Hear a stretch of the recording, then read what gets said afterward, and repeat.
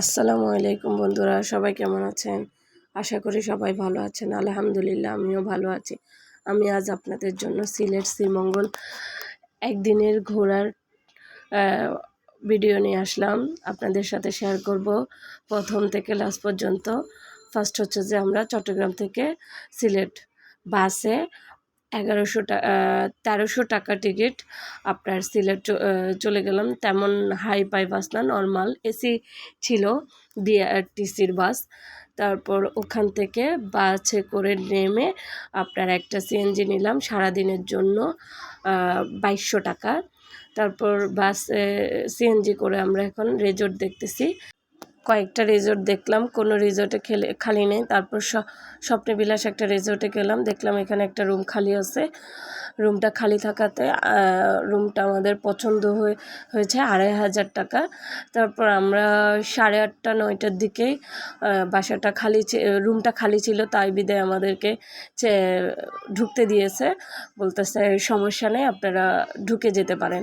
তো আমরা ওখান থেকে ফ্রেশ ট্রেশ হয়ে আমরা খাবার দাবার খেয়ে তারপর ঘোরার জন্য বের হয়ে যাব। সারাদিন আমরা যা কয়টা স্পট ঘুরতে পারি, সিএনজিওয়ালা যেগুলোতে নিয়ে যায়, সিএনজিওয়ালার সাথে সারাদিনের একটা হয়ে গেছে। উনি যেখানে যেখানে নিয়ে যাবে আর কি, উনি তো চিনে সিএনজিওয়ালাগুলো ওখানে।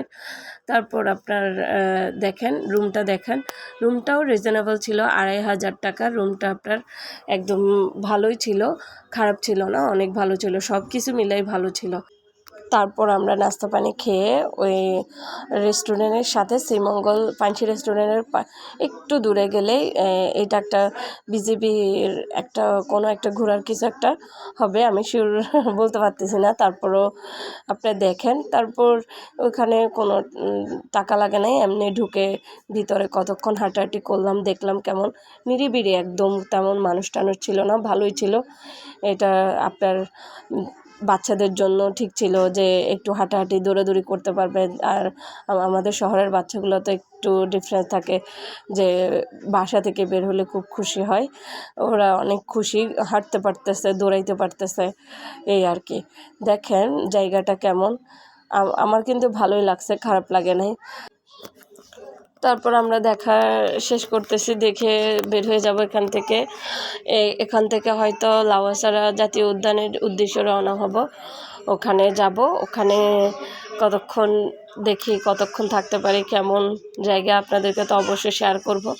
এই জায়গাটা আমার অসম্ভব ভালো লাগছে, অনেক বড় একটা স্পেস, অনেক সুন্দর, গাছপালা সবুজ, তারপর নিরিবিলি, কোনো মানুষ নাই, মানে অসম্ভব এক কথা অসম্ভব সুন্দর লাগছে।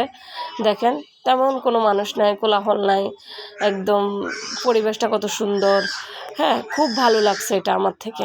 জানো, আমার বাচ্চাদেরা ওরা আরেকটু থাকতে চাইছে, কিন্তু প্রচণ্ড রোদ পড়তেছে, অনেক গরম পড়তেছে, তার কারণে।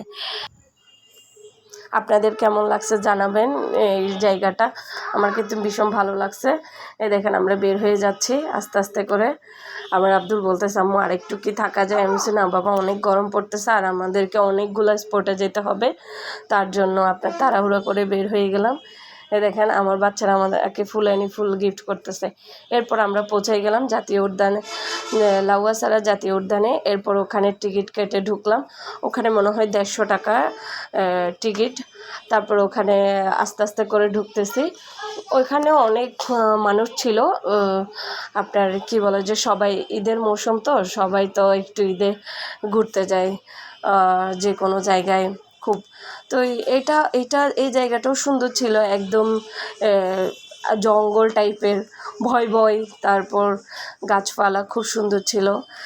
আস্তে আস্তে করে অনেক বিশাল একটা বড় জায়গা, এখানে হাঁটি আমরা শেষ করতে পারিনি। ভিতরে নাকি আদিবাসীদের গ্রাম ছিল, ওটা যাই দেখতে পারিনি।